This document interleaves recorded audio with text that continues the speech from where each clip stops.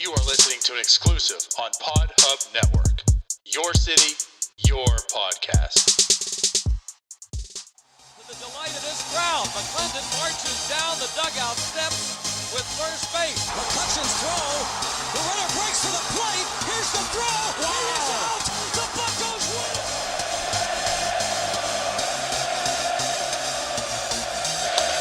That ball's hit well to left center field. Back toward the track. And that ball is gone. You are listening to the North Shore 9 podcast. Follow them on Twitter, Instagram, and Facebook. Also, make sure to watch NS9LIVE every Thursday on Twitch and help support by becoming a patron. Let's go Bucks! Yo, yo, yo. Welcome to NS9 Live. I'm your host, Anthony DiNardo. With me, Tyler, Jim, Thursday. What up? We have to talk about the Pirates tonight. We have to a little bit. At least they gave us the opportunity to like digest that, walk away, right? It's not coming straight after the game. Yeah, I didn't watch the game today, so Not at all. Nothing. Zilch. Don't have a lot to say. I didn't watch the game at all. I had a pretty busy work afternoon, so yeah, I didn't catch any of it. But it looks like it was actually kind of fun compared to the previous games in the series. I caught a good 4 innings, maybe. I guess, just because of how pathetic the first two were, I guess by default, yeah, but True. Yeah. I mean, there were 3 hits total in the first 2 games. so they want us to talk about Kanye West instead, actually. I'm good with that. We can talk about Kanye West. I got a whole hour's worth of how Donna's not out, and I'm pissed. No. Although you said we. Yeah. We does not mean just Jonquil. Stop it. All right, fine. Go back to the Pirates. No, actually, I did watch the game, but I missed all the good stuff. I missed both Colin Moran home runs. Good stuff? Yeah, the Colin Moran home runs. Colin ran 2 home runs. Brian Reynolds home run. Yeah. Caught that. Anthony Alford 4 strikeouts. What? Oh, Jim, you hater. And there it is. Jim. I'm going to make a poll. Oh, God. All right, we're going to get to the Alfred talk here in a second, for sure. But, yeah, about this game. The Pirates, they've dropped 8 in a row now. Okay, like, this is bad. This is not good. You know, at least the first part. Depends what side of the fence you're on. Yeah, I know. No, it's bad. It's pretty still bad. No, it's terrible. It's terrible. Like the thing is, you said like depending on what side of the fence on. Like the Pirates were losing before, but they were interesting. You know, like we kept talking about. At least it's fun. Like this isn't 2020 Pirates. The 2021 Pirates are still losing. Like they're still on course of getting a good draft pick and such, but they're at least watchable. And something I've really been seeing right now. Calm the hell down, JT. What? Calm down, JT Brubaker. Yeah, you were saying we're not talking about having fun while we're losing every game ever. Yeah. Before we get there, too, God damn these Pirates! Listen, like this. We have now entered. I mean, tell me I'm wrong. We have now entered 2020 Pirates territory, where this team has like it's really officially becoming unwatchable. Oh, it's very unwatchable right now. That's why they're on my phone and not the TV half the time. There are a few things to watch and be happy about, but like the overall product, Brian Hayes. the overall product though is it's getting bad. I mean, the title of this is what? Pirates drop 8 straight losses. I feel like this is the second time in like a matter of a month where, you know, we've had a 6 or 7 or 8 game losing streak. Yeah, I mean, it's getting bad. Just kind of everything is just falling apart at the same time. Pitching's breaking down. The offense is just disappearing. Today, when the offense does show up, the pitching doesn't show up. So, yeah, nothing's going right for him right now. And we fully expected it. Right. After the deadline. we're at what now? A 58 win pace currently. 58 win pace. Was that with today's loss? Yeah, it's like 57.8 win pace. So yeah, I mean, I think you're going to see that number probably trickle down a little bit. The further we get in here, I think we all kind of realized once we lost Frazier, once we lost Anderson, those are two big parts of the little success that the Pirates were having. So taking them out of the equation was not good from a major league team product standpoint. In my opinion, right now, the one reason to watch is Bryce Wilson. Like, he'll make me tune in every fifth day just to see what we got there. Maybe 1.5 days because I still have a slight inkling of wanting to watch Mitch Keller, but I don't. I'd rather just watch the stat line sometimes and be like, yep, you sucked again. Cool. Click. Yeah. But Bryce Wilson has been slightly okay.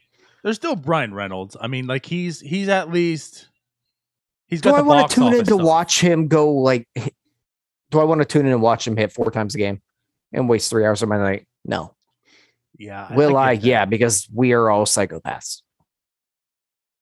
It's hard to watch an incomplete baseball game just for one player, like you say, bat 4 times. That's why no one knows who Mike Trout is. So I get that aspect. Yeah. But I guess if you're going on lists of things, I mean, you have to include Brian Reynolds, right? He would be one of the people you want to watch. But I'm with you on Bryce Wilson. We got to find out what he is, these next few months to kind of gauge, going the next year. I mean, that was the trade. So he's here. So far, he's looked pretty good. Yeah, and I'd throw Holy Park in that as well. Like when he's hitting lead off, I'll tune in and then maybe click a few channels up, go watch that mouse, and then click back down. It's about time for him to hit again. Yeah, I mean, if you have a top of the order that's Park, Hayes, Reynolds, that's at least 3 extremely watchable guys. That's the first thing. Outside of that, though, it's not great. Colin Moran, though, good. He's actually looked good since coming off the IL. Yeah. He had the only 2 hits in yesterday's game, I believe. Mm-hmm. Well, so I think he did. Yeah, it was just 2 hits yesterday. Yeah, wow. 2 hits yesterday, and Moran had both.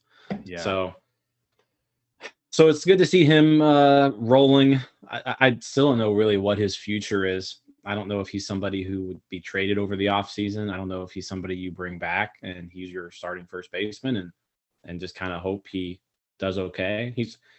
He hasn't played a lot this year, but his overall stat line isn't bad. It's not good. It's fine, right? And sure. But at the same time, like Colin Moran isn't going to be a part of this team when they're competitive, right? So, do you just kind of hang on to him as somebody to just play the position, or do you see if there's anybody out there who could use him? But I mean, he's got 116 weighted runs created plus from the left side of the plate. I mean, there's probably a team that would use that. He's got 116 right now, but he started day like 102. 107. Okay, that's somewhat fair though. Yeah. I just feel like it's a lost season for him. It really sucks. The injuries just really derail things because I'm still intrigued by him. Like what he has done. He has improved every single year. Like last year was decent. This year he started off really hot.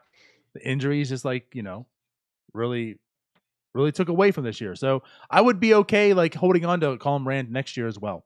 I mean, if you get a deal for him, which it's not going to be much. I mean, he's a first baseman.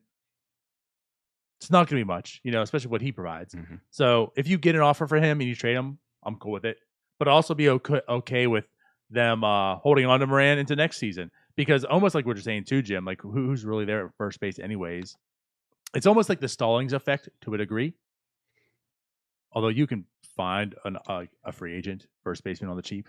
But, it's like you don't really have anyone anyway. So you could just kind of keep them and then look at the deal at the next deadline or such, or even next offseason. Yeah, but he's not blocking anybody right now. Like there's no one like pounding on the door who's who's worthy of playing time at first base right now. So yeah, if you're going to keep him, fine, and I don't know, maybe hope he just keeps improving. Like I said, you mentioned year-over-year improvement the last 3 years, so maybe he gets a little bit better next year, and then that's when you can flip him for something. I'm fine with bringing him back, but I'm also probably fine if they find somebody who wants to give them something for him. I'm fine with that too at this point. I don't know. I kind of think we're at a point with Moran where we saw like a Ben Gamble that with more at bats, he's shown he might be a competent major leaguer. Colin Moran might be getting exposed the more at bats he gets. He might just be a bench bat type of guy. And I know you mentioned bringing him back next year, but Donardo also mentioned how many first basemen can you find on the cheap? You can improve on that position and then flip that guy if you really need to. Why do we need to hang on to a super average at best first baseman? That's a good point. So that ties into the fact that we talked about, like, the possibility of a Moran extension and such, and how it doesn't really quite make sense to even extend Moran because just find a cheap first baseman for $6 million every single year. It could be a new guy every single year, and I'm cool with that. It's going to be $6 million, and he might provide better production than Moran would anyway. So yeah, I'm cool with that. Park's been playing well. I guess. That's where it stops. He's Castro, not so much. Park is a guy I think that we're all really, really rooting for, but he's not hitting the ball that hard. The numbers are through the roof, but it's going to be a while before we really know. Right now, it's kind of optimistic, I guess, but not really, because there's a reason he was traded for Clay Holmes. We're hoping for a utility player, and people that are hoping for above that are kind of crazy. Yeah, I'm hoping for. So I think, great I think for every day, but yeah, I think ideally you're looking at Hoy Park as somebody who can pretty much play any position, and you can plug him in at any point in time to really just give somebody a day off, right? I don't know if Hoy Park's going to be somebody where he becomes your everyday shortstop or everyday second baseman or everyday left fielder. Like I don't see that happening, but the versatility is good to see. So far, he's definitely held his own against Major League pitching. I mean, we're at 40 plate appearances now. He's not striking out a lot. He's at a 22% strikeout rate, which is pretty much right where he was in AAA. The walk rate, he drew a walk today. Maybe you'd like to see that be a little bit higher. But I mean, so far, I don't have any complaints about him. I think he's doing just fine for somebody who's getting really his first look in the majors. Definitely someone who I feel like the Pirates should be playing every day, or at least like 5 or 6 times a week. They need to figure out if this is someone who they want to hang on to, and just my just kind of first impression of him is, this is a guy who is pretty valuable because of his versatility, and he seems like he can hold his own at the plate. All agree with you. Yeah. No, I like the swing. He can clearly hold his own at shortstop, or else they wouldn't be throwing him there. And I think he's played decently okay there. He can play pretty much everywhere. It's just, I don't know that the bat's going to be an everyday type of bat, but either way, you have to see what you have with him. So yeah, Kevin Newman, no. Gone. Don't care. Don't want to see Kevin Newman. Don't want to see I don't even want to see Castro over him right now. I'd let us see Hoy Park.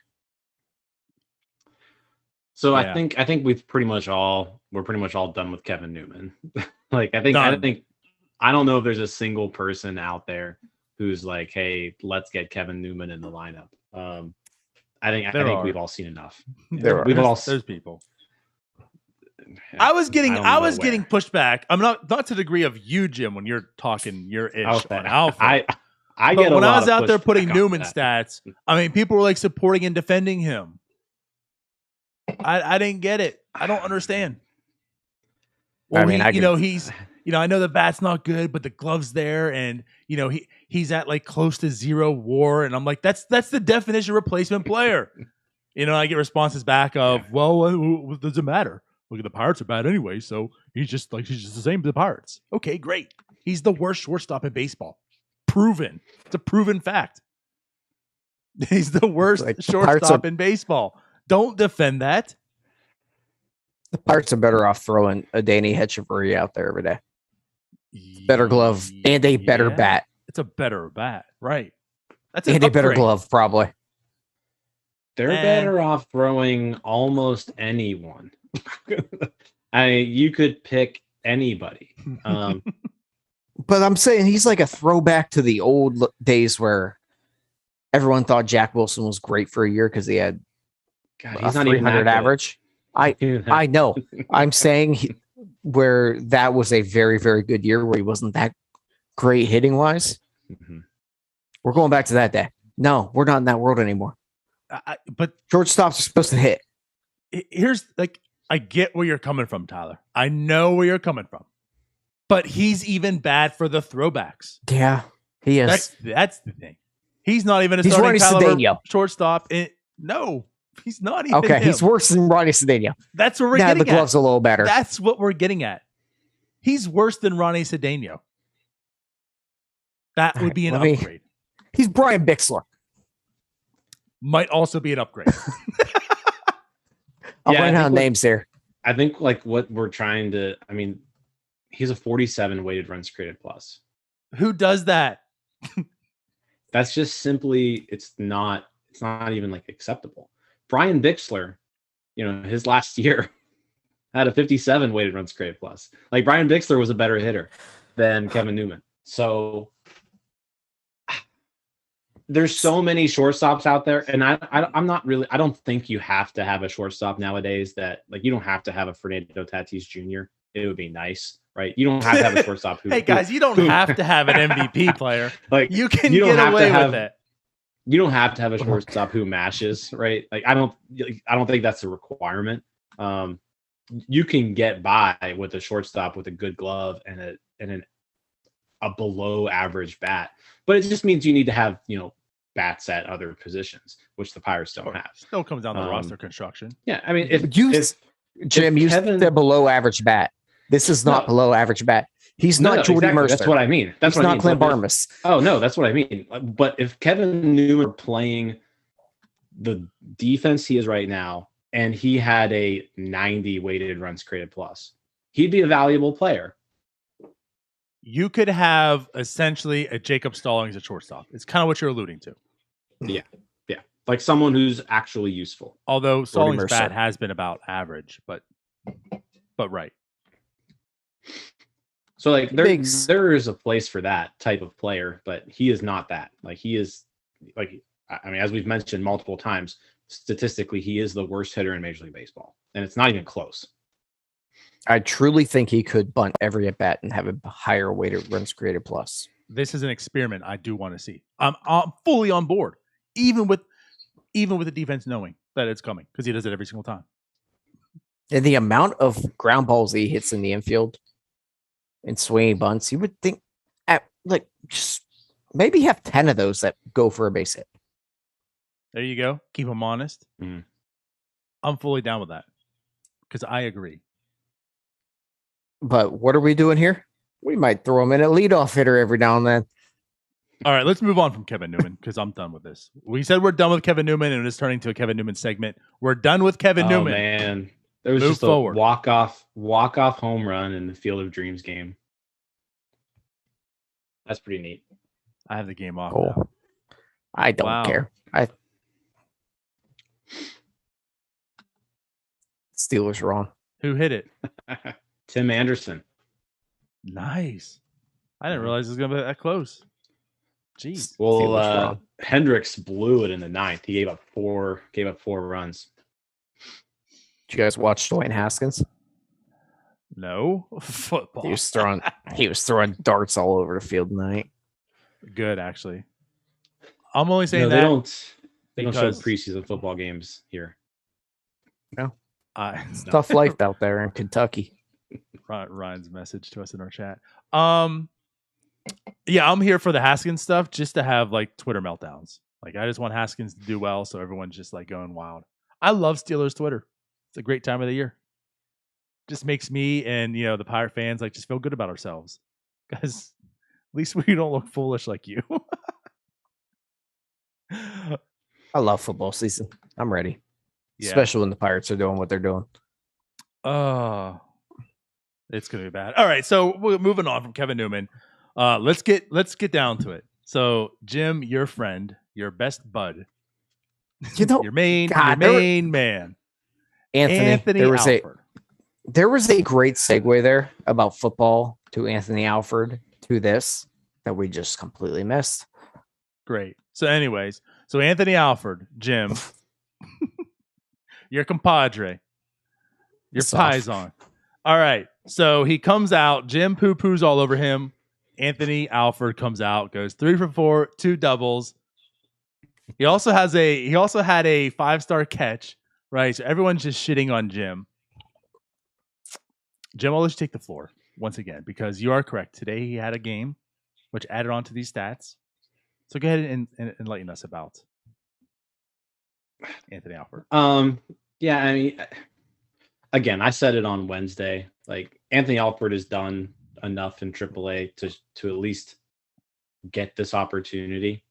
But the 34% strike rate and the 454 BABIP in AAA, it's a recipe for disaster in Major League Baseball. And I think we all kind of were hoping that there was a different Anthony Alford that was going to be better than what he was in the beginning of the year. And I think he's just starting to show that he's not that. I mean, it's a small sample size, right? So, I mean, that's always a caveat, but you're not seeing a change in behavior or a change in the outcome from what we saw at the beginning of the year.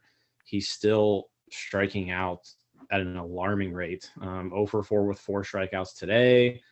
And he was 0 for 2 with 2 strikeouts yesterday. I mean, I don't know how many times he's been putting the ball in play even lately. So, no, yesterday he actually didn't strike out. I was gonna say, you're right. I was going to lead us off. So yeah. I mean, he went 3 for 4, right? But since that game, he went 1 for 4 with 2 strikeouts, 0 for 3 with 3 strikeouts, 0 for 2 with no strikeouts, and then today 0 for 4 with 4 strikeouts. So he's just striking out. He's just striking out. I mean, that's it. I mean, he strikes out way too much to be a Major League Baseball player. Like, unfortunately, he's not that guy. He's good AAA depth. It seems like. Again, he's not young. Like, we're talking about a 27-year-old. Like I don't really know people were saying there's some parts of him that are interesting. I'm not really seeing anything that's interesting at this point. His legs. I just think that Jim doesn't like the black player that's playing in the outfield. Jeez. How Barstool like of you. God. But really, though, Anyway. we've had this conversation so many times that I think me and Jim were both on the same page every time Anthony Alford got brought up. The guy's not interesting. He's never shown anything worth being interested in. He's athletic. Good for him. He can't hit a baseball. This is baseball. You got to hit it. He sucks. He struck out 8 times in 12 plate appearances. What are we doing here? Yeah. You know what would have been great? Playing Brian Goodwin. In hindsight, I think we can all say that I'm was, sorry. I could probably pull that old clip of me saying play Goodwin. I think we when we were in the Fowler. Yeah, I think we all said that actually. Probably. I can play the hindsight one guy card that too. didn't- I'm just baffled he didn't get 1 plate appearance. Yeah. And they played Fowler, Alford, every other Kai Tom, every other dog shit person that come through this minor league system. But the one guy that's actually shown that he could hit in Major League Baseball didn't get a chance. Yeah, that was just odd, especially because, I mean, I guess it just had to do with the roster crunch. Like they didn't want to DFA somebody because he was a minor league free agent. But no, I mean, I remember that when we signed Goodwin, I was like, okay, well, this is our starting center fielder. Like I didn't even think twice. I just assumed that was going to be the case. And then, throughout spring training, apparently it turned into a competition, and really none of them played well in spring training. And he was the odd man out. And looking back now, but to your point, and again, right, like none of them performed, which is correct. But then with that being said, it's not like Alford earned the job. No, none of them earned it. Right. But it's almost like they were looking at it as we need someone to just buy time for Travis Swaggerty. And this is going to be the easiest way to do it roster wise. Sure. Yeah, I think it just came down to they didn't think having Goodwin on the roster was worth DFAing somebody, right? Mm-hmm. That's what they didn't look at that roster well enough then. Because they got DFA 80 of them this year. Yeah. To go back to Alford, like I'll disagree a little bit when you say he's not interesting. I mean, I'm interested because he's very athletic. He has talents, right? So I'm interested to find out. So am I. What he can do, but like to that degree, we found out, and like this is why I'll have Jim's back on this. Everyone's like coming after Jim. I mean, it turned into like true statements. I mean, Jim was very definitive in how he felt about Anthony Alford. And I don't think it was just because he picked Anthony Alford one day and said, I hate you. Although, I mean, I do have to say there's definitely something against the name of Anthony. He treats them differently. They don't get the respect they deserve. But it's not as my if middle Jim name, by the way. Actually, I don't think I knew that. So that's why you hate yourself so much too.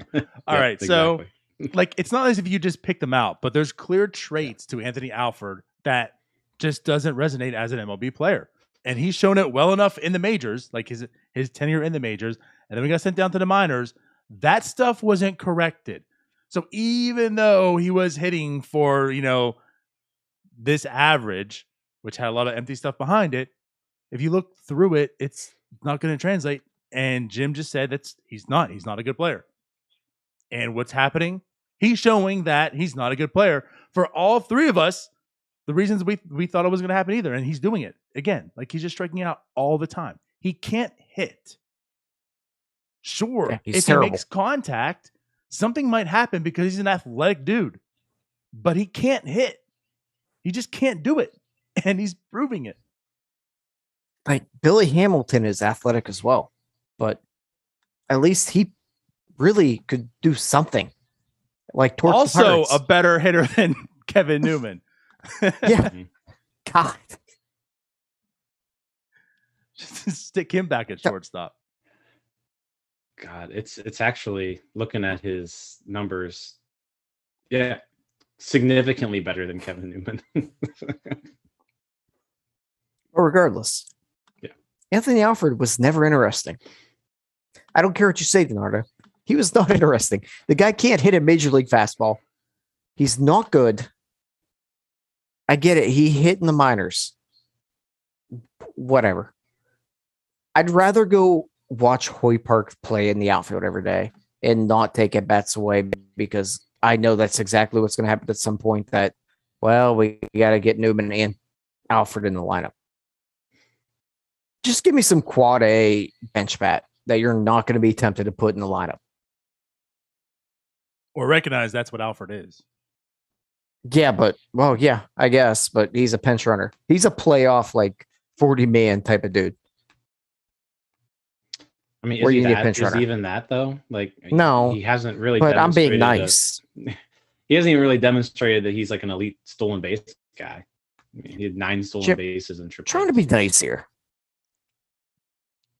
We know he's bad, but we're trying to defend you because a poll was put out about you.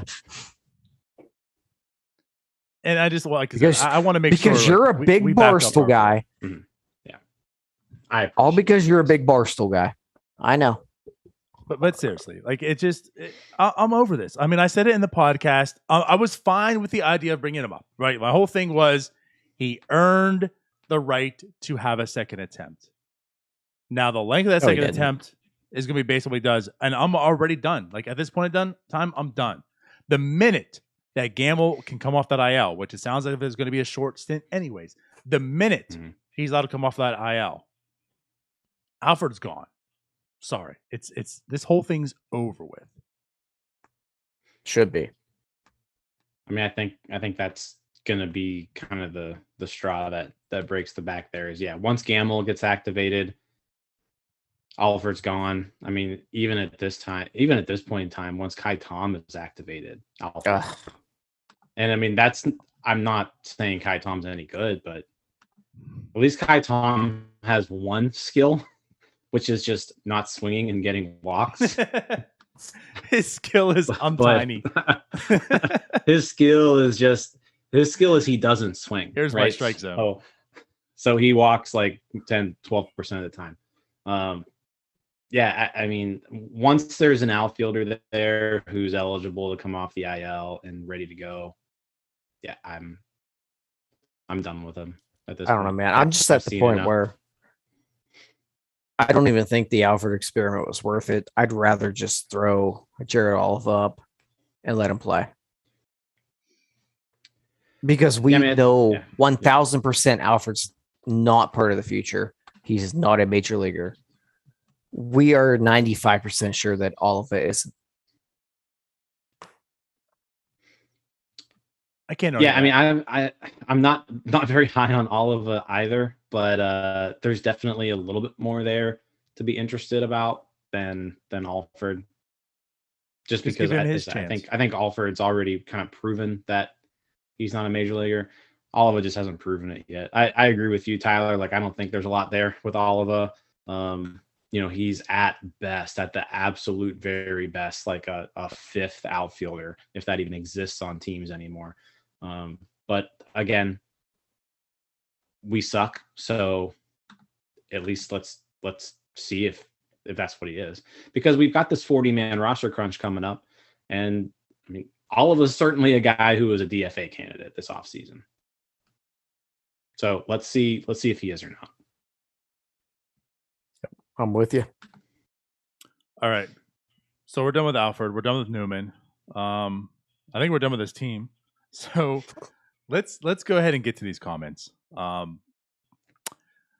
Mackie tweeted them out today. Let me pull this tweeter machine up. So Mackie tweeted out today the comments from Brubaker, who, mind you, so JT Brubaker today, capitalizing on his fine string of starts. Today goes 5 innings, 5 earned, 4 strikeouts, 2 walks, 2 home runs. Now, the home runs have completely plagued him. I don't know what the running count is now. Like, over the last 12 starts, I think he has like 15 home runs given up, something like that, something pretty egregious. The home run ball, like him and Will Crow, like the home run ball just absolutely kills them. They cannot keep the ball in the park. I, of course, have more faith in JT Brubaker than I do Will Crow, though, of course. But JT Brubaker comes out of this start, getting shelled once again, season ERA at 5.13, and says, guys are having fun. The more we have fun, the more the game's going to become fun. The more winning's going to happen. It's just kind of a chain reaction there. It's coming. It's right around the corner. You just got shelled. You want to be in any rotation in any team except for maybe the Diamondbacks right now. And like, these are your comments coming after. And what I want to say is, like, this alone is pretty bad, but it's not just because of this one comment that I want to bring this up. This is really days after Keller makes his return. He makes his start. He looks awful and tells people how good he felt. I'm getting worried. We've had our talks about Shelton. Like, Shelton needs to not be anywhere near this next regime, right? But comments like these are starting to worry me. Because, like, what is this culture that we're building right now? I mean, I guess good for Shelton for building a culture that is enjoying themselves. Aside from that, like you're enjoying yourself by sucking. Like I had fun playing on my slow pitch softball team that went 2-11. It wasn't enjoyable, I guess, but But even on your beer league softball like team, yeah, I you're still wanted pissed to kill off. myself because I was annoyed because we sucked. This is what like really irritates me to a degree. Okay. So I understand, I guess I can separate the two, but I don't think it needs to be in the same realm. I can understand that it's 162 games. It's a grind. And part of you as a manager has to keep the clubhouse loose, together. You know, the one thing I will say about this club, and this goes back since last year, is they don't give up. Like I thoroughly believe that. You know, They when didn't give Clint- up on their Clint Hurdle either, though. Until that last year. I was gonna say, Okay. Yeah. Correct. I believe that. But there's also, and Tyler, you and I have had these conversations because we had, you know, a podcast back when Clinton was here. Unfortunately, with Jim, we didn't. So I don't know your thoughts, but I've always felt that's one thing I liked about Clint Hurdle. He was that player's coach. He might not have been, you know, the mastermind of strategy. I think we all can agree to that. But he knew how to keep the clubhouse together, I felt. He was like that player's manager. So with this club, I can say under Sheldon, they haven't given up. At least there's that positive. But you can't, like, everything just can't be fun. Like, where's the accountability? To Jim's, like, last year, Jim had to prove time and time again. I can't count how many times you said it, Jim. This club is not actively tanking because there's no way as a player you accept that. You know, these are the most competitive people in the entire world.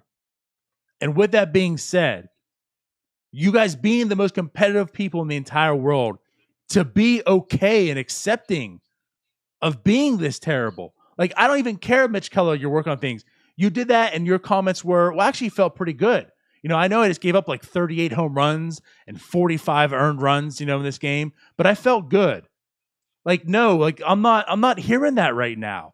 You know, and then when JT Brubaker gets lit up again, right? This is a pattern. This is just one game. He gets lit up again. And he comes out and says, well, you know, we're just trying to have fun. And if we keep having fun, we'll get better.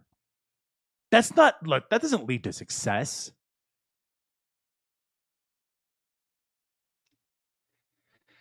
So I'm a little bit torn on this. I like that, like I want them to have fun, right? I mean, it's still baseball, right?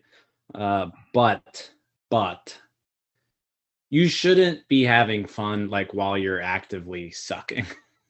Like you're on a 58 fucking win pace. Yeah, so like that's not fun. Like you suck.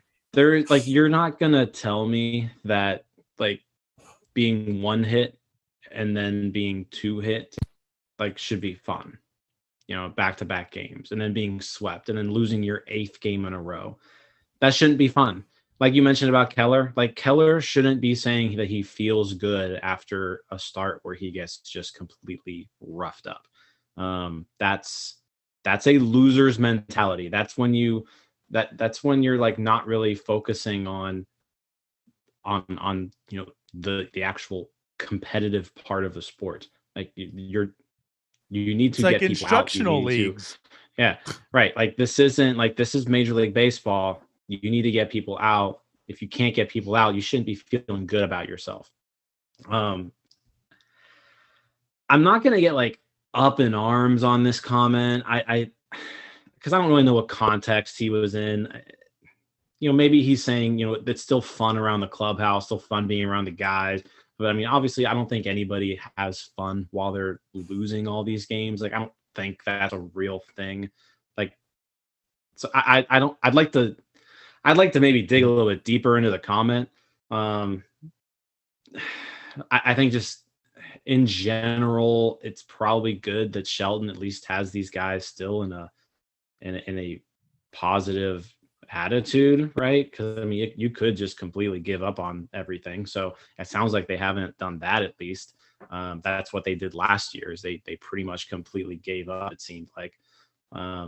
So I don't know. I've got a mixed bag on this quote, just because I'd like to dig a little bit deeper into it. But you definitely don't want to get to the point though where players are accepting defeat, right? That's where you kind of have a problem. Like, you don't want to build a culture where this is an acceptable thing, right? This losing losing by this much in this fashion and these many times, it's not acceptable. And yeah, there needs to be some accountability. And so I think that's another reason why us as fans get so frustrated when we see Kevin Newman get, penciled into the lineup every single day. Like, where's the accountability here? Like, Kevin Newman doesn't deserve this much playing time. Like, I know that there aren't a ton of other people who were maybe deserving of that time, who were making a case for it, but like, Kevin Newman doesn't deserve to be in the lineup 6 days a week. So like, at what point are we going to say, hey, you're not doing what you need to be doing? It's not happening. Like, you're losing playing time. We haven't really seen that yet. So again, I kind of look at it both ways.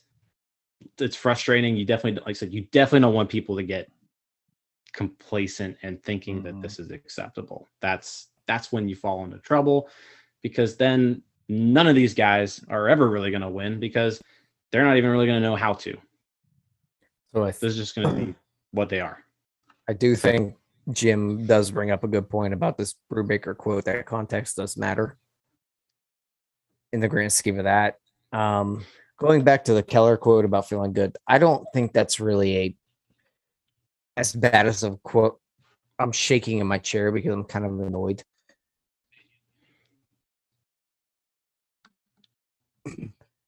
But going back to the Keller quote, I don't think that's as bad as some people might think, just because what we've seen with Keller, where most of the issues seem to be mental, him feeling good about his stuff that day might not be the worst thing in the world. But when we're talking about a team that's lost 8 in a row and talking about having fun, it's going to irk a lot of people. And the people that go there and watch you play, I know it sounds really lame, because yeah, they're a bunch of paid athletes and it's a sport and it doesn't really matter and they should be having fun, blah, blah, blah. But Jim just brought up the culture part of it. How are we okay just losing 8 in a row and then we're going to the media and being like, yeah, we're having fun in here? I know context matters, but maybe we rethink that. And maybe we say, yeah, this sucks. Maybe we should get better, especially when we have a team full of not great players. And none of these players are very good, maybe 1 or 2.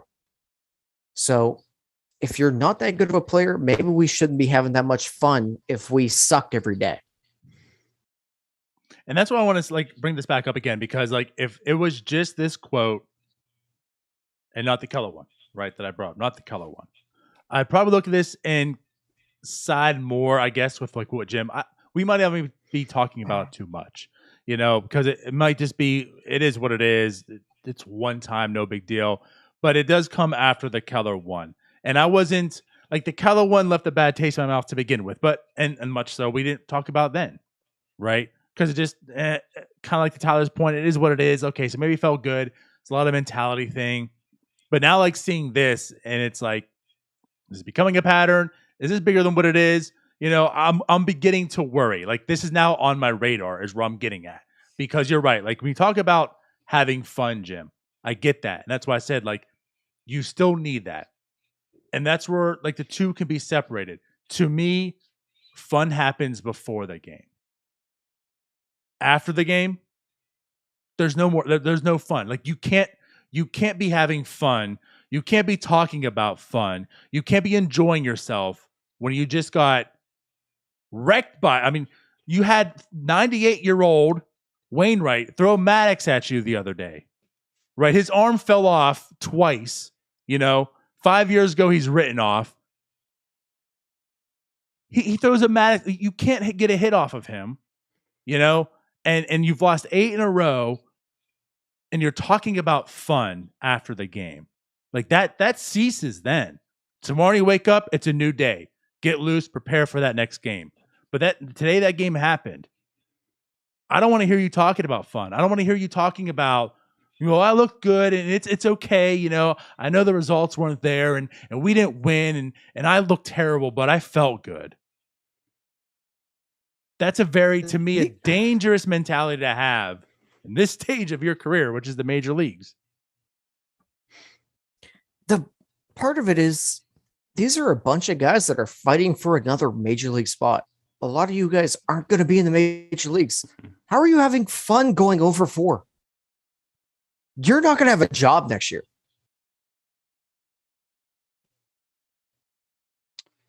Yeah, and that's the other thing. At this point in time, these guys are, this is an audition for next year, right? Because there aren't too many people on this roster that, are locked in for a job next year. You can probably count them on. You can probably count them on 2 hands, right? That like people who are like, okay, he will be back next year on a major league team. I got my hand has 5 fingers. Yeah, I think I'm good. I can't count more than that. I'm talking about not even back with the Pirates, but like there's probably 6 or 7 guys who are like, I'll at least be a major leaguer next year. Okay. But so for the rest of the team, the other 18 or 19 guys, like you're literally like it's do or die time for you. Like you need to perform right now so that you have a job next year. And yeah, you want to have fun doing it, but it's not fun if you're not winning and producing at the level that you should be. So yeah, the context is important for a quote like that, but yeah, what you really want to see are you want to see players be a little upset and pissed off whenever they're not doing well. And I think that was one of the things that was so frustrating. People didn't like about Pedro Alvarez, right? Is like he could be over 20 and with 18 strikeouts and he'd look exactly the same as when he, was mashing balls. Like they were like, why don't you get mad? I think that's more of a stupid Pittsburgh fan. Very different. And I agree with you, right? That's different. Like that's more of like a demeanor thing. This is more of a keeping your emotions in check. I'm okay with, because for some people that doesn't work with. I agree with that. But like when you are asked the question, like, hey, are you happy with how you're doing? Your comment can't be, yeah, I know I didn't do very well and we lost for the 8th time in a row, but we're having fun. You just can't say that. Like that's communications 101. It's a college course. You just got to read the room a little bit. And one of them beers real quick. Tyler's had enough. But and again, I know this is going like very psychoanalytical here or whatever. But to that being said, Brubaker, that's one of the things we liked about Brubaker. Like you keep talking about being that dude, like with Keller. Brubaker doesn't have the stuff that Keller has, but Brubaker's had that mentality, and that's what kind of takes me back to like this coming out of his mouth right now is to me disappointing. I'm not going to go too much further into this because we'll move on. What a guy. And I'm also like with you, Jim. Like, I'm not going to tear this team apart now because of this, but this is now on my radar. Now I'm more in tuned. I want to hear and pick up on these cues of what they're saying. Because if it's still talking more and more about fun and things are okay, I'm worried. I'm not waiting until the next window of opportunity. Like, this is it for Sheldon. If I'm hearing this the rest of the year, I don't want him next year because we're that 1 year closer to that next winning team, and this got to end now. So that's just wait for the it's on wait for the Kevin Newman wait for the Kevin Newman quote later this week. That's saying he's just out there having fun. I'd have to look into it, but Sheldon's probably in the territory of one of the worst like managerial records of all time. He's got to be close. I mean, that team last year was bad. And Yeah. count And this this- one in. Granted, though, it was just this- 60 games. this one's- Like, Still, Yeah, winning but if you're going percentage wise, yeah, you're probably about right. he's towards the bottom, I'm sure. And I know he hasn't been given much, but he hasn't outperformed anything. Mm-mm. Yeah, and that's the one thing I guess you could say is, he hasn't really done anything yet that is giving you any sort of positive vibes about his future. Yeah, we're not talking like a 2011 Clint Hurdle team that would, Yeah. and I know it's not the same, but 11 Clint Hurdle when they came out on fire, and it was like, where the hell did this come from? Mm-hmm. So Derek Shelton is currently 60 and 115. 60 and 115. That's awful. Where does that? You're my number guy right now. Where's that rank? I don't know. I'm not sure where that ranks. I would have to dig a little bit more on that. Like, that's bad. it's bad, but I do also feel it's a little unfair. Bernardo, you could throw all three of us out there right now, and we'd have a better winning percentage. See, Or at least the I don't same. know. We'd have at least the same. He's not. I mean, listen. I'm not here. Like, We are talking advocating. about like a 25 win. I'm just saying. You I can think it's a win that little many games unfair just showing up.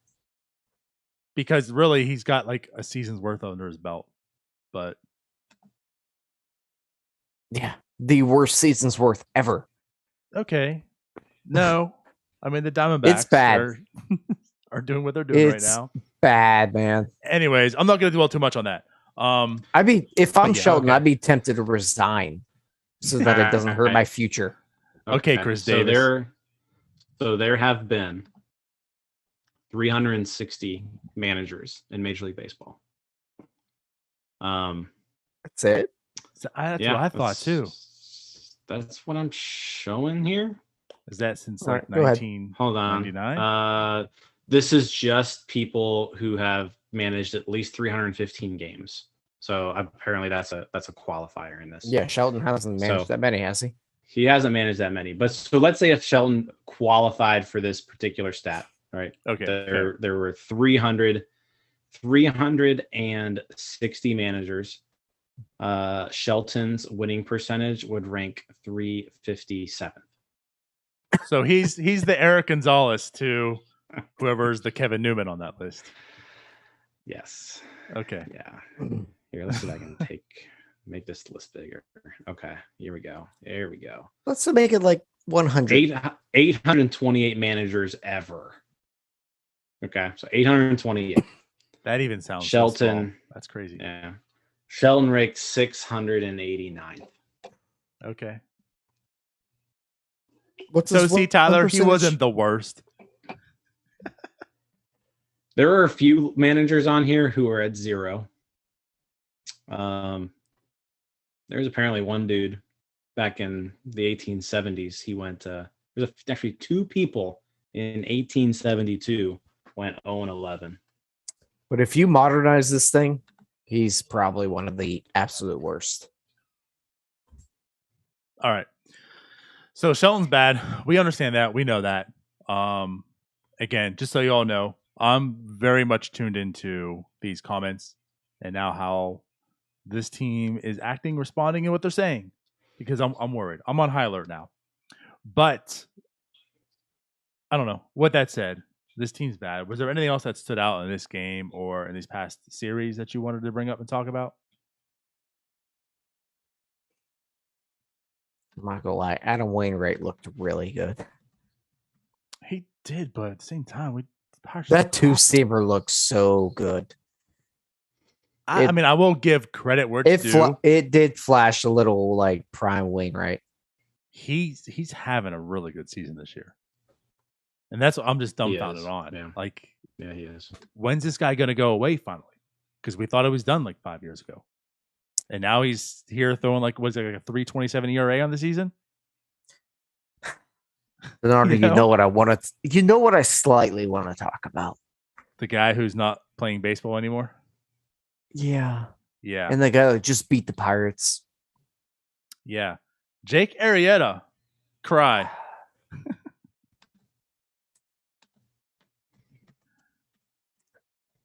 There's one part of our Pirates fandom that has been happy. And that piss rocket ruined it. This guy has been a below average or average, slightly above average, but mainly like average below average his entire career. And then 1 year, he's just absolutely unhittable, Jake Arrieta. And it just happens to be the year that the Pirates run into him in the wildcard game. And I'd say even narrow it down. He was good, but there was a half season where he was unhittable. That half season, he was unhittable. Like you would watch David Ross sit there or Contreras, whoever it was, not move the glove. And he would get calls, couple inches, couple inches, couple inches. Which he earned them. But the reason I bring it up, though, is with the Hap start with the Phillies, is the whole thing came back around that the Pirates just started Hap. So since North Shore 9 wasn't around at that time, looking back, who should they have started? Because I think it doesn't matter. Well, I mean, that's the whole thing. It doesn't matter. But unfortunately, it doesn't matter. Was there a blunder? Probably. But it just doesn't matter. Like, that's the story of the Pirates wild cards. You know, obviously, except for the Cueto one, which ended up working in the Pirates' favor here. But, like, it just wouldn't have mattered. With Arrieta and Bumgarner, it just would not have mattered who was on that other side. Because... Yeah.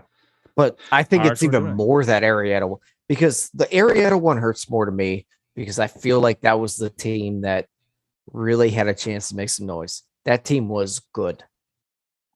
Oh, yeah, it was.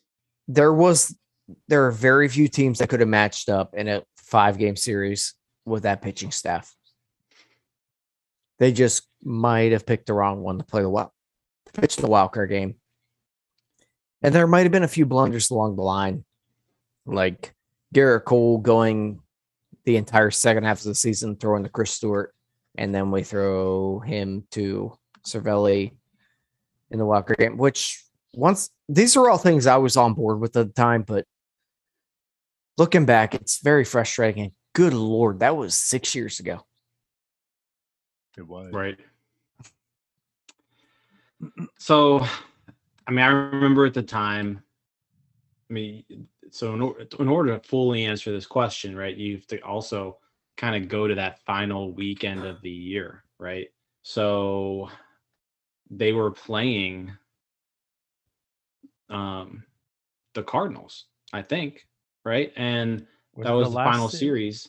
Was it the final one or the series before? I think it was the last series. You know what? I can't remember. You might be right. I think it was the last one, but it didn't matter at that point, right? Is that what it came and it down was to? one of well, no, it mattered. Like if the Pirates would have won the last 2 games, then I think if the Pirates would have swept, they would have won the division, right? So they started and they started Garrett Cole one of those games, and that was kind of the thing. Like, do you just not start Cole and just hold him, or do you? See, I feel like that was pitch 2014 him? you're Right. talking about when they started Volquez. Because they started Cole. That was against the year. The right. That was Reds? 2014 against the Reds. Yeah. You're right. I got a big brain. So yeah, never mind. I don't know. At the end of the day, you're right. At the end of the day, you're right. It didn't even matter who we threw at that. No, I don't think game. it mattered. But Yeah, obviously they didn't start the right guy. And I remember going back to that year, Hap pitching against the Cardinals, and I think Hurdle pulled him after like 5 1-hit inning, and it was when he was just cruising. It was in the middle of Happy and Hap at that point. And I remember people talking about starting Hap in the wild card game and just thinking they were crazy. Now looking back, the way he was pitching that time, it might have been the right call, but regardless, Arrieta was so damn unhittable. It really just, it's so painful to look back and think, We ran into Arietta and Bumgarner. I mean, And that Arrieta 15 had team was so good. a complete game. He had 9 innings, 5 hits, 0 walks, 11 strikeouts. And if Again, you look back in that Cubs, what did it matter? if I remember right, the didn't matter. Pirates had like bases loaded and Marte hit like 100 and some mile per hour, like double play right at the shortstop. Yep. That was in the 7th-ish, 6th-ish. bottom of the 6th inning. Yeah, it was 4-0. Single line out, hit by pitch single. So yeah, bases loaded, 1 out in the bottom of the 6th. And then Marte, yeah, I mean, he smoked the ball, but yeah, double played it in the inning. Yeah. But it sucks, man. It does. It sucks. Like It sucks. I get everything, but like it sucks. I hate the wild card. I do. I loved know it. it's like the Pirates were the first to really be introduced into this, and so it's like personal, right? Oh, because you're a Pirate fan. Yeah. Oh, because this that. But like honestly, that it's dumb. I hate the one game wild card because it's not. It takes everything away. It's so much luck. It's so much. It's who did you end up pitching? Who do you have left? You know, I mean, they had Arrieta lined up. It affected a lot of things in 2013 too. I mean, 2013, you think about it. If we didn't have to play that wild card game, then you wouldn't have to have used Liriano there. You know, you could have started Liriano twice in the NLDS. So, it definitely sucks because like the Pirates finally make the playoffs, and then for 3 years in a row, they've got to do this stupid one game playoff that was just introduced. Whereas if they would have done it any other year, right, they'd be in an actual 5-game series. Right. So I get the frustration. Like, why can't the Pirates, go in the wild card and there's like a Tanaka or a Barrios in there who's just, falling apart at the end of the year? No.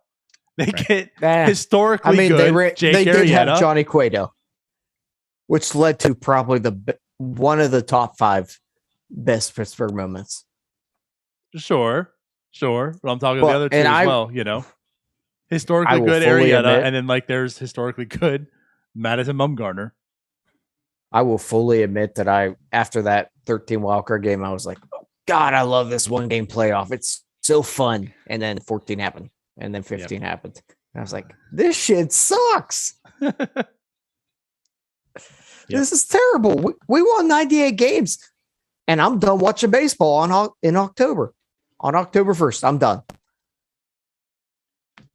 I just can't get into. I think that was the most frustrating part. I mean, it was basically the best Pirates team of our entire lives, and they didn't even get to play in a playoff series. I don't think I've ever been more excited than that Cardinal series in 2015 at the All-Star break. Oh, like the one right before. Oh yeah. One catch at the Hober. I will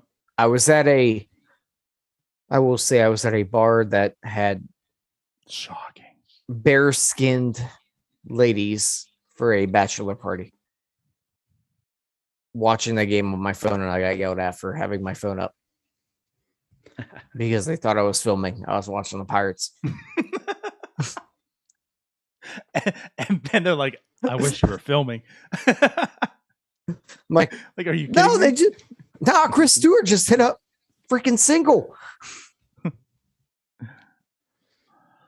Oh, you guys know how to really like just end a podcast, don't you? Yeah, no, seriously. Like it wasn't miserable enough.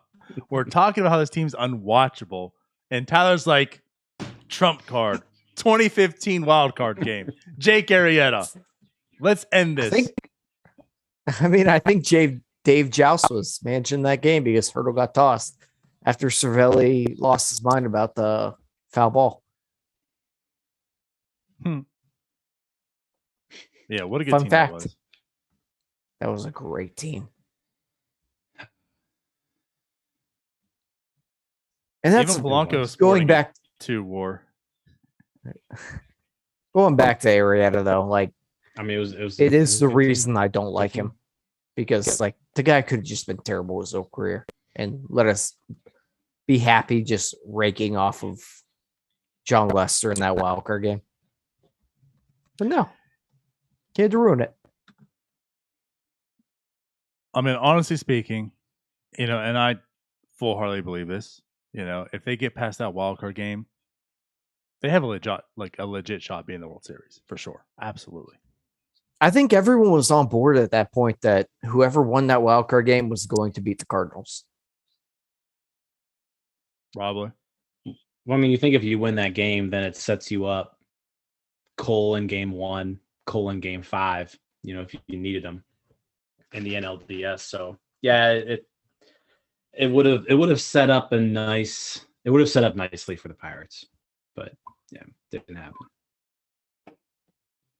What's I mean, we're talk about revisionary history, but anyways, so like all the woes, right, with Pirates culture and everything, do you think that there's like any change of the perception of Pirates baseball if they get past that and they go into like an NLDS? Absolutely. Like absolutely. That's another reason that I hate Jake Arrieta, right? Because everything we're dealing, like all this shit that Pirates fans are dealing with right now, right? And like with the media and whomever, like how much does that change if they get past him and likely move on?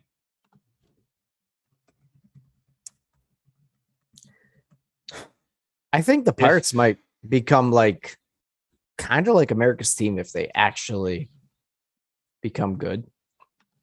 Because we saw a little bit of it, but they kind of had the bad boys with them because they had the Reds and the Pirates like back and forth, hit by pitch. So it might be like I don't want to say like because I hate Cleveland, the Cavaliers when they won. Mm. Well, I was going to say, like, what about the Royals? Sort of. I think a lot of people didn't like the Royals because Ventura threw at everyone and their mother. And they got in fights every week. So why didn't people like it? Because some people actually don't like that. I don't think anybody really cared about the Royals in general. I think if the same thing would have had, like if the Pirates would have actually moved on and say that they ended up even being in the World Series, people would have been like, oh, this is such a stupid World Series. The Pirates are in it. Just like how it was with the Royals. I think in general, the baseball community was not super excited about the Royals winning a World Series. I think I rooted for the Royals. I think a lot of people would root for the Pirates. I feel baseball, maybe it's me personally, but I feel it's the exact opposite. Like I feel the baseball community is always tired of seeing Yankees, Dodgers, all this, that when a team like the Royals come through, and for the most part, everyone loves an underdog story, right? That's part of it. But then like in the baseball culture, I feel like it's even more of a reason. Like when you see those type of teams, they all gravitate because, okay, well, they got to take down they got to take down, which was the Mets at the time. And then who else? Who else did they play? Cubs, I think. No, they didn't play Cubs. I'm sorry. They played the Mets in the World Series and they played Giants, didn't they? They played Giants one year. They beat the Mets, played the Giants, didn't they?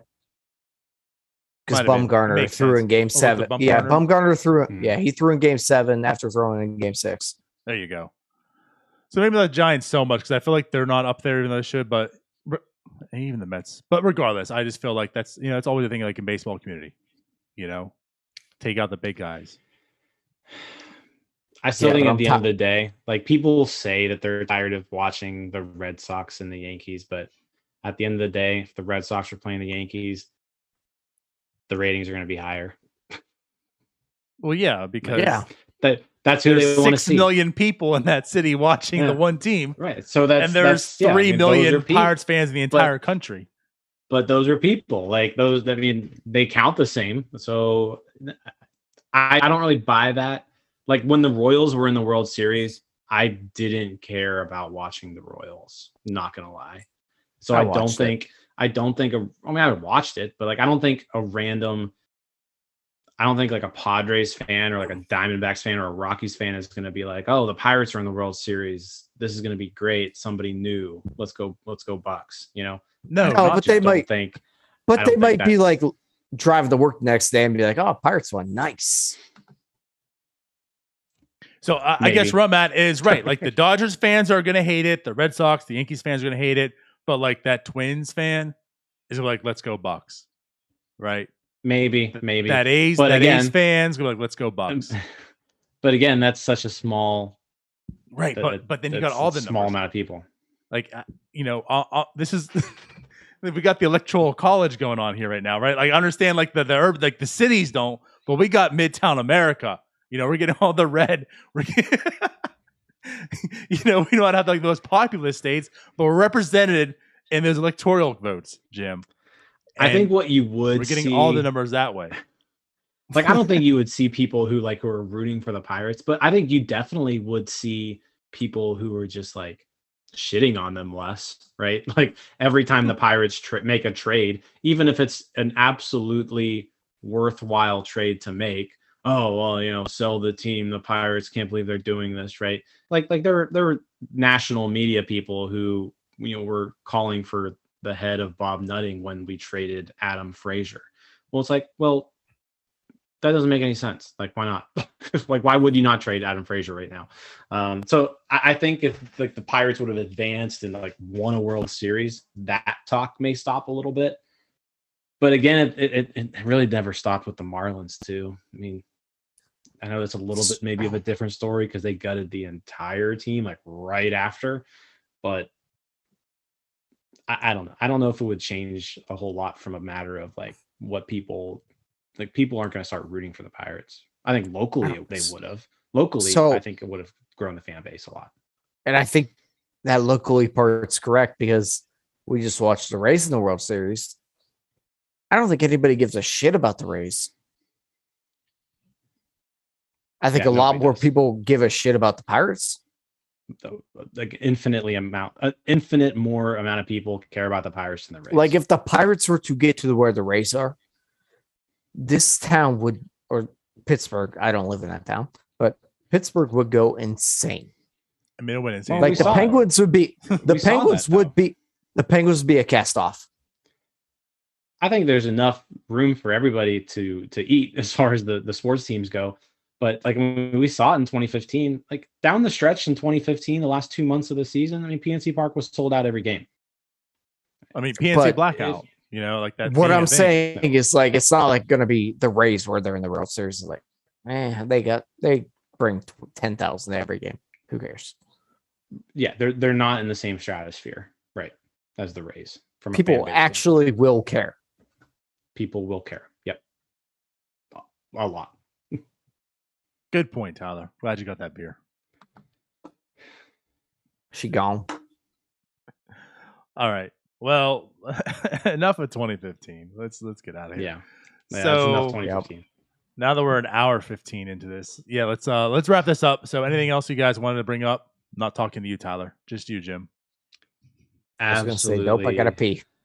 Absolutely nothing else I want to talk about. Let's mention the charity raffle real quick. Yeah, I was gonna say I forgot that, Yeah. so I'll bring it up now. So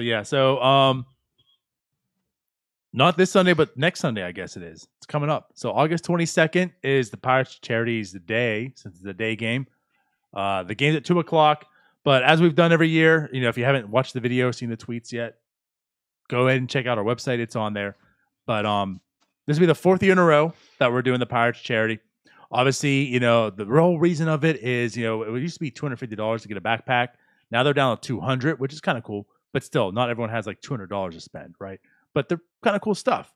So our thought of doing this is it's a way of collecting money to help this donation and cause for Pirates Charities, which is a really cool cause. And if you don't know what it is, check it out.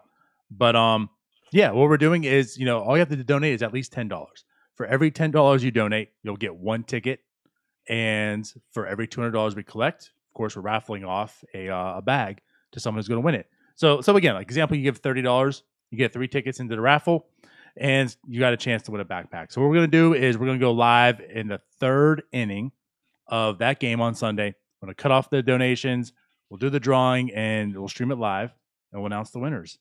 So as mentioned, it's just all it is $10 at least. You can check out the webpage, northshore9.com. There's a link there as well. Pirates charities raffle. I forget what it is, but it's on the site. Click the link. And that's the GoFundMe, a little bit of about it and everything. So goes for a good cause. We would really appreciate the support. We've collected $2,200 last year. So hoping to expand upon that and hopefully donate more. Yep, great cause. Good It's a stuff. great idea by Denarder and Ryan. Yeah. Appreciate it. Yeah. Definitely something I recommend doing because it's good. Not everybody can, swing the full amount for a bag, and this kind of gives you a way to donate what you can and still get a chance for some cool prizes. Yeah. Yep. 2 autographed baseballs in there, 2 future game tickets, and a lot of other cool stuff. So check out the page. And another part of it, I will promise you, when I donate, if for some reason I win it, I will donate it back to someone else that donated. Cool. If you know what I mean. Like if I were to win it, I will give it back to another person. I've got something planned, so stay tuned. Maybe I'll announce it tomorrow. Well, we'll just go fudge yourself there, Jim. All right. So if you're listening to this, that announcement probably already happened. But anyways, we'll talk to you later. We'll be back for Starbucks next week. Bye-bye. Peace out, Girl Scouts. Later, guys.